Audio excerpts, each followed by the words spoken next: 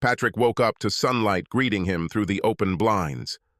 The sounds of the winter morning in full swing told him that the hour was too late.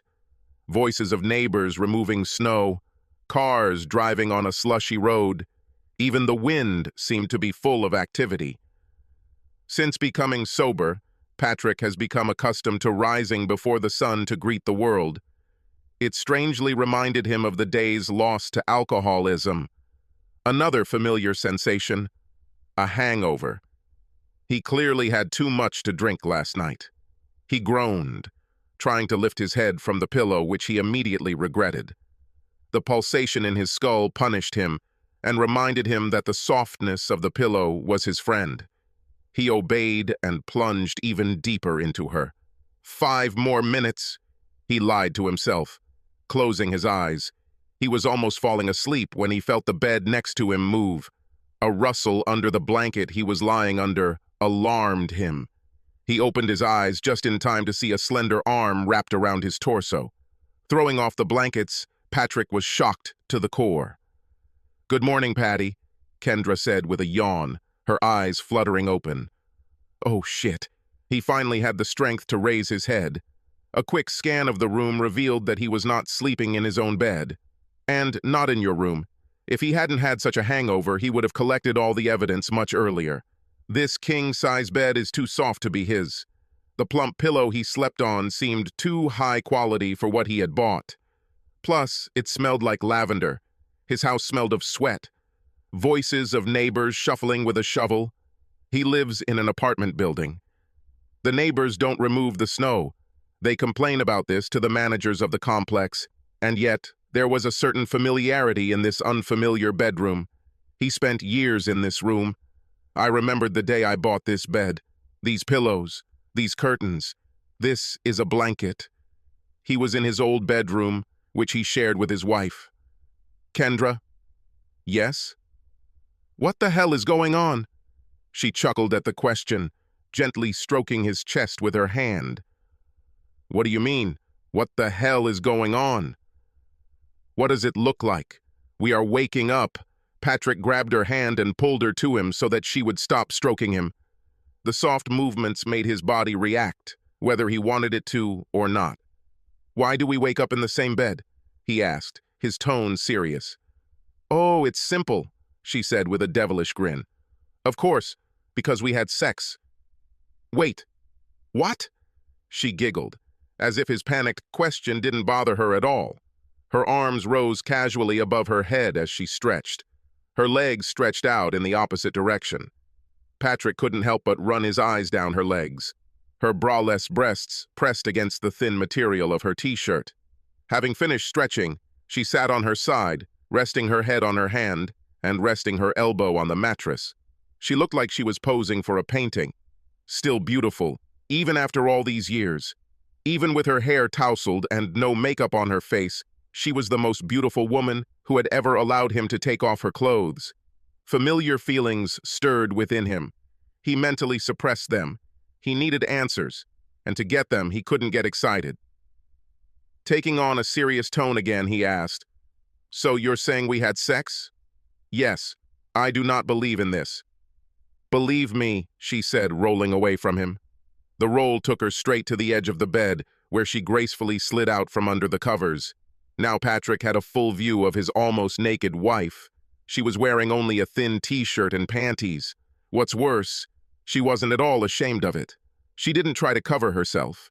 She didn't look embarrassed. In fact, she was grinning cheerfully, as if his confusion was funny.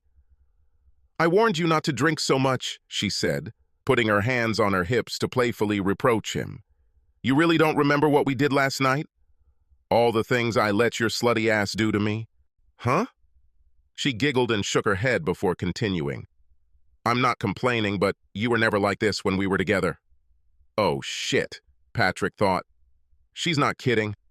I think I actually had my wife last night. While Kendra laughed at how much Patrick was panicking, his mind was racing against time. He desperately rewinded his memory, trying to find an explanation. The New Year's Eve party images started out bright and cheerful. He remembered meeting Dave and Charlotte. I drank a little.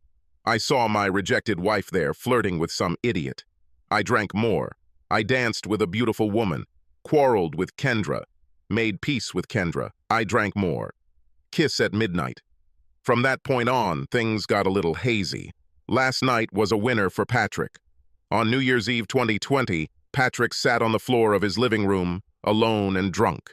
The only thing he thought about was how best he could die. He had nothing to live for. That's what he thought. He spent 2021 getting out of the hole in which he lived. Death of a brother. Death of marriage. The death of the safe and secure life of the average American. In 2020, he had to mourn these deaths. In 2021, he had to move on. But 2022 was a revelation for him. He saw not only how much life there was in himself, but also how much life he brought into the world around him. He climbed out of the hole of the depths of his despair in which he lived and forced himself to live. Not just to be alive, but to live. Find a hobby. Make new friends. Spend time with your daughter. Doing more than just slaving away at a job you can barely stand. For the first time in years, Patrick felt no ambivalence about attending a meeting where his estranged wife would be present. I didn't feel a cramp in my stomach thinking about meeting her. That is, until I saw her. If God existed, Kendra would be an ugly hag that he could quickly forget. He could be sure that she would never find love with another man and would spend the rest of her days alone and longing for him. Why does she always light up the room with her smile? Why does her laugh make you laugh? Why is she still the most beautiful woman Patrick has ever seen? The big question is, why didn't their breakup affect her as much as it did him? When he caught her cheating, his world came crashing down. And then he himself collapsed. I started drinking more, stopped playing sports. He barricaded himself from the whole world, leaving his miserable apartment only to work. And she is thriving. As a single woman, she spread her phoenix wings and took flight. I went on dates with my new boyfriend to art museums, went on fun short weekends, and had mind-blowing sex. She smiled more, cried less, and truly seemed like a happier woman. And tonight was no different. Her tight cocktail dress accentuated her curves, the heels showed off her slender legs. They emphasized how beautifully she was dressed without seeming like an advertisement. How she managed to maintain such a figure when she is already approaching 40 is a miracle that only fairy godmothers are capable of. It's no surprise that she was able to replace him with a man almost 10 years younger than herself. The truth is that Kendra will only be single as long as she wants to be. Even now, when she's standing in the corner drinking champagne, there's some guy there taking his chance.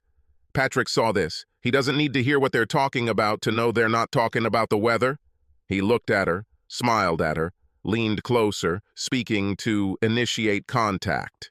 It is obvious. She didn't even need to make an effort. All she could do was stand, smile, and watch as all the bees flocked to her in the hope of pollinating her flower. But you know what? He came to terms with it. I had to. If he based his happiness on whether she suffered the consequences of breaking his heart in the most cruel way, he would remain attached to her forever.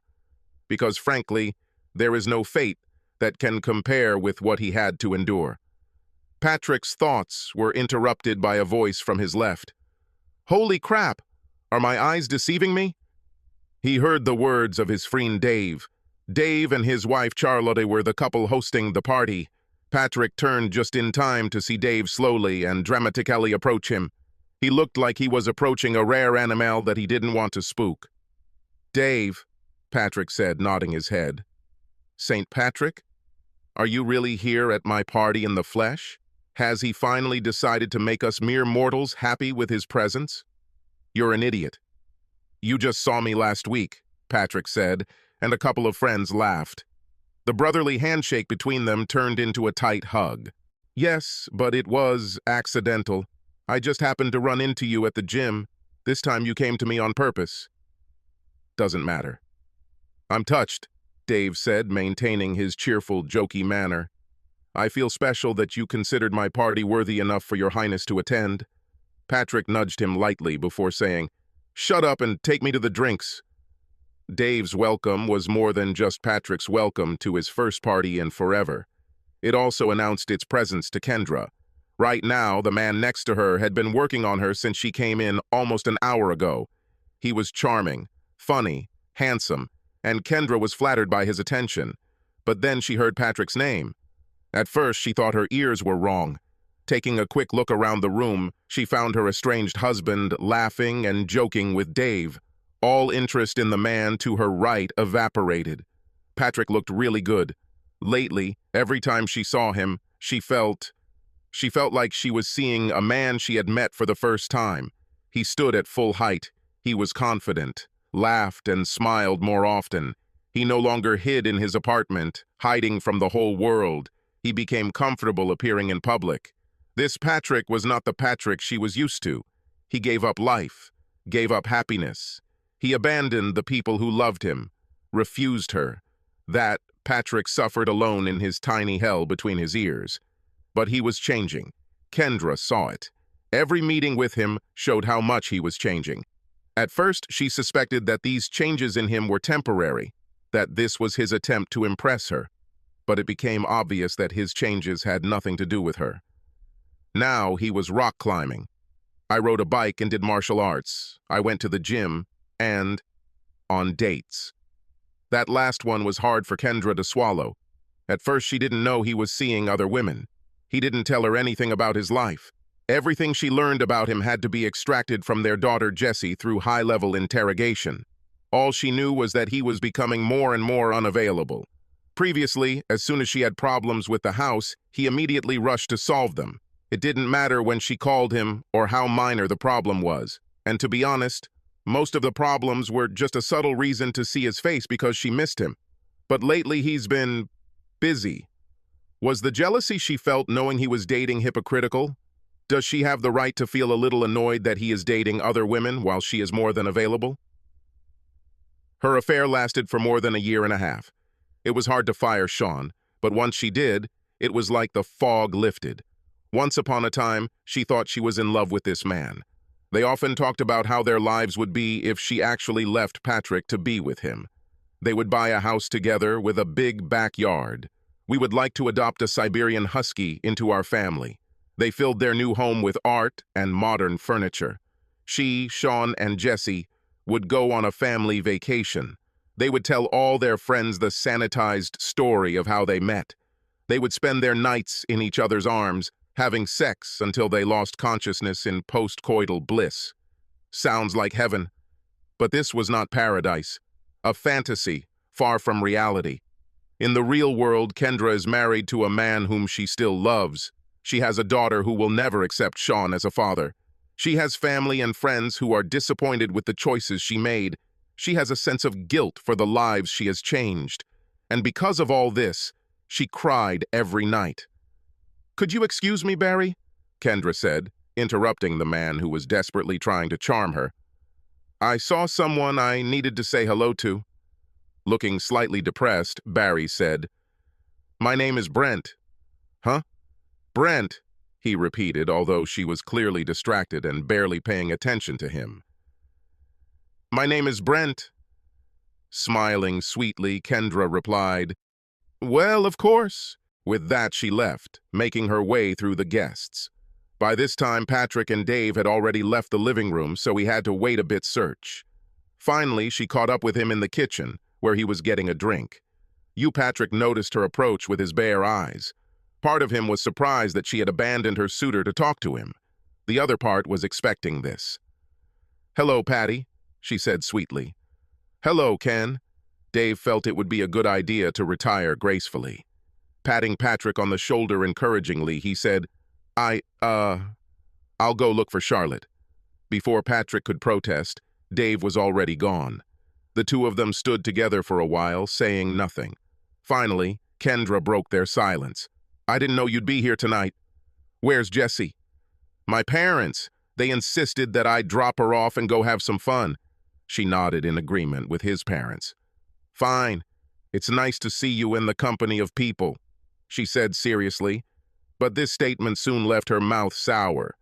As Patrick took a sip of his beer, worry lines appeared on Kendra's forehead. She mentally pictured all the times she had seen him drunk in the past. How he walks around in a sullen state, angry at the whole world. And then she saw him sitting alone in his living room, almost ready to end his life. "Are you sure you should drink? Didn't you go to Alcoholics Anonymous after, You mean after I tried to commit suicide?" The cavalier manner in which he spoke about something so terrible took her by surprise. He said it like it was a joke, as if almost ending his life wasn't the worst thing he could have done to her and Jesse. "It's not funny," she said, her tone deadly serious. "I'm not laughing."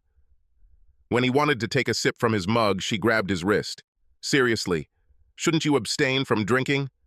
"Ken, I'm fine," Patrick said, his voice full of irritation. "It's a party. I don't need you to babysit me." "Yes, but don't you have a boyfriend to have fun?" he spat, interrupting her. "Why did you even come here for me?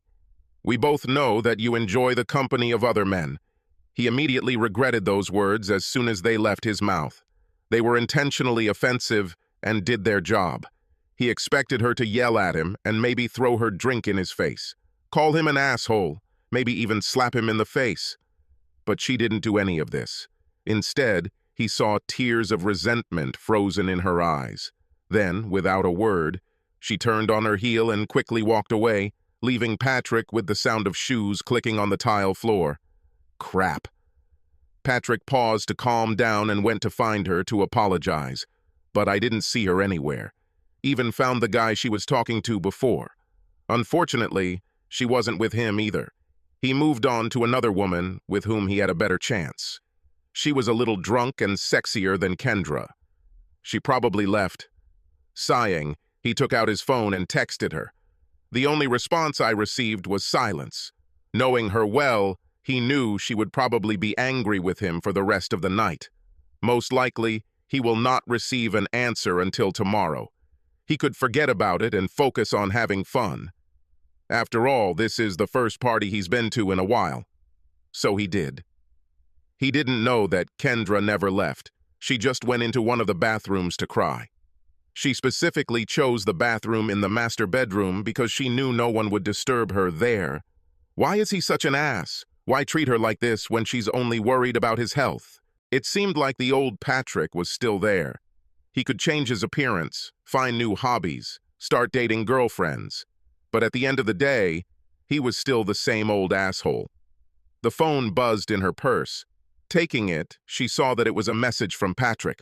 2 words, nothing else. "I'm sorry, fuck him, to hell with it." He seemed determined to punish her forever. She spent more than a year apologizing to him for what she did, and she didn't know how many more apologies he would need before he started to forgive her. But you know what? He owes her an apology too. Yes, she had an affair. This is a huge mistake, the worst of her life. Ever since she found out about his suicide attempt, she has been faced with a tsunami of guilt. She finally realized the price of her selfishness. Patrick thinks she got away with it, but that couldn't be further from the truth. She sees him around every corner, hears his voice in the empty corridors. She dreams that he is in bed with her, but when she wakes up, she finds his place empty. Her actions are not free. The price of her infidelity is high. It cost her her family, worth a husband, worth their daughter's respect. But most importantly, she almost cost Patrick his life. No matter what happened, no matter how angry he was with her, she could not forget about him. There was a voice inside her that forced her to hold on to him, even if he himself wanted to free himself. Perhaps it is a feeling of guilt. Maybe it's love. Maybe a perverted mixture of both. She did not know. Her therapist had been trying to help her figure this out for months. All she knows is that Patrick is still inside her, even if she's not inside him. She must take responsibility for this, and she did it. Many times. But her therapist is right about one thing. Although cheating is very harmful, it is not the only end of all sin. She does not justify the fact that he is also to blame for the destruction of their marriage. Emotionally, he was the one who abandoned her long before she even started thinking about another man. Stopped being her partner. It doesn't justify what she did, but her actions don't justify him either. They both screwed up. But it seems she was the only one who admitted her guilt. Patrick practically gave himself free rein due to the fact that it was she who cheated on him. She wiped the tears from her face and looked into the mirror over the sink. God, she looks terrible. The makeup is completely ruined. Red, swollen eyes. Face stained with tears. She looks exactly the way she feels. Rummaging through her purse, she found everything she needed to make herself look decent. In just 10 minutes, she wiped off the face of the earth, that crying woman who first looked at her and was stunning again. She joined the party again, but first went into the kitchen to grab another flute of champagne. Then she headed to the living room, where everyone else was. And then I saw it. Patrick, dancing with another woman. Younger, probably around 25. What the heck? Yes, she knew Patrick went on dates. He might have gotten laid a couple of times, although Kendra hated the idea. But the fact that right before her eyes, he was attacking some young slut as if he were 20 damn years old outraged her to the core. Kendra was stylish. She was not the kind of woman who would fight over a man, especially one with a child. It was the men who fought over her. Patrick didn't even notice that he was being watched. When he returned to the party for drinks, a woman he knew struck up a conversation with him. He knew her from his tour group. They talked from time to time, but never for long. Tonight, everything changed. She always thought Patrick was cute for an older man. The gray in his dark hair made him look like a sexy professor. This led to them both laughing and him asking her to dance. In truth, he didn't wobble and swivel his hips. However, he danced close to her, so close that he could smell her hair. While Kendra stood there fuming, Charlotte approached her from behind. She and her husband, Dave, had known Patrick and Kendra for several years. They knew them as a couple and as separate people. Witnessed Patrick's mental breakdown, Kendra's infidelity, and their marital turmoil. "Hey, girl," Charlotte said, gently touching Kendra on the shoulder. She couldn't help the hint of sympathy in her voice, because she saw where Kendra was looking and knew how she felt. "Hi," Kendra replied, not taking her eyes off the scene in front of her. Pointing to the woman Patrick was dancing with, she asked, "Who is she? You remember Patrice, don't you?" "She works with me. I introduced you when you came to pick me up one day." "No, I don't remember," Kendra answered icily. Taking a sip from her glass, she added, "You should probably check her papers. You don't want to get arrested for drugging a minor. Maybe buy her some juice or something." Charlotte couldn't help but laugh. "Don't be petty," she warned, unable to hide her amusement. "I just asked." Charlotte pulled Kendra away from watching Patrick's fun. There was no point in standing there and suffering. Eventually, Patrick realized that Kendra had not left. "I saw her as I walked past the French doors leading to the balcony. She was outside, standing in the cold night, turned away from him and looking at the backyard." Seeing his chance to offer a sincere apology, he approached her. "Hi," he said, his voice deep but quiet. She glanced at him briefly but did not return the greeting. Sighing, he said, "Look, about what I said earlier, did you send your little girlfriend home?" She interrupted. "Huh? Your young dance partner." Patrick shrugged. "No, she just went for a drink." Kendra chuckled mockingly. "I think Charlotte might have some Capri Suns in her fridge." It took him a second, but he had to stop himself from bursting out laughing. "Wait a minute. Are you jealous?" he asked with a grin. This time she was looking directly at him, and that smug grin and that devilish look in his eyes. Doesn't matter. He had to admit, her jealousy made him feel good. He didn't think she could feel such emotions, at least towards him. He reached out and touched her shoulder, half expecting her to recoil from his touch, but she didn't. "Can we declare a truce?" he asked sincerely. "I behaved like an ass and I realized it. I had no right to lash out at you when you were only worried about me. Sorry." Kendra rolled her eyes and pouted, but nodded after a second. I didn't want to quarrel with him, but still, she wanted to hit him on the chest. However, immediately after that, she clung to him and pressed her forehead to his shoulder. He wrapped his arms around her and hugged her. They returned to the party, this time together. Then things got a little foggy. There was also alcohol. So many. There were games. Kendra and Patrick teamed up like old times. There was laughter. There was dancing. It was a lot of fun. And then midnight came. This countdown.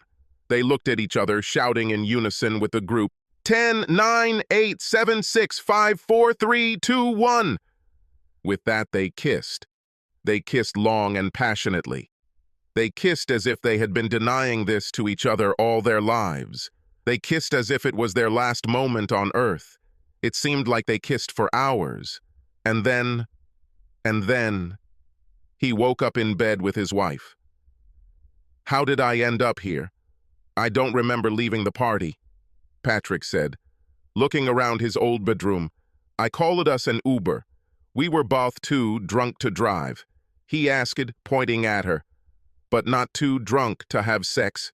She giggled, then looked down at his blanket-covered manhood. "No, you were more than ready for this, Ken." "Patty, relax," she said, her tone less playful. "I'm making fun of you." "There was nothing." "What?" She shrugged. "We didn't have sex. We took Uber here because it was easier. Jesse stayed with your parents, so there was no need for you to rush home. The plan was to return to Charlotte together in the morning and pick up our cars." Still confused, he asked, "But why are we almost naked? Why did they sleep in the same bed?" "Because you threw up on us," she said, shaking her head as if she was amused by his antics. "I warned you not to drink so much." Looking back, he remembered this. He remembered her high-pitched squeal of disgust when he vomited beer in her direction. "So, after that?" She sighed and then finished his sentence. "After that, we both fell into bed and fell asleep. That's all." "Is it true?" She snorted with laughter. "Do you really think I have to resort to raping men to get sex?"